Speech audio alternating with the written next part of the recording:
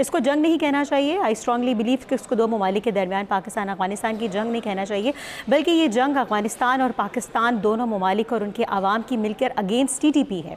वो TTP जो सिर्फ 1.5 से 2 लाख की ये तादाद है जिन्होंने इस रजीम को हाईजैक किया हुआ है, ठीक है।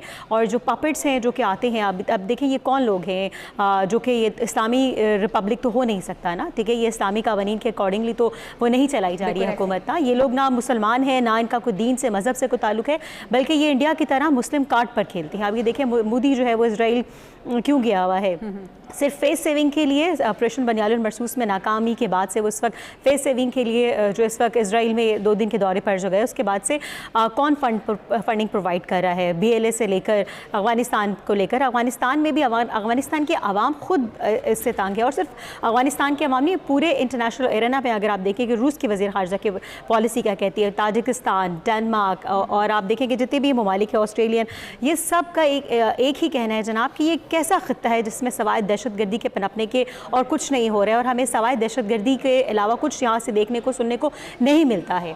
सो इनकी ना कोई एयरफोर्स है, ना इनकी कोई फ़ौज है, तो ये सिर्फ 1.5 से 2 लाख है वो तालिबान है जिन्होंने वर्ड तालिबान को भी इसी तरह मैनिपुलेट किया जिस तरह से उन्होंने मज़हब इस्लाम को मैनिपुलेट किया है। So we badly need to get rid of these Taliban so called, जो कि दहशतगर्दी के नाम पर जो है ना सिर्फ अफगानियों के ऊपर हमला कर रहे हैं, और आप देखिए ह्यूमन राइट्स की वायलेशन इंडिया के बाद अगर कहीं हो रही है तो अफगानिस्तान में हो रही है, वुमेन राइट्स की वायलेशन अगर भारत के बाद कहीं हो रही है तो अफगानिस्तान में हो रही है।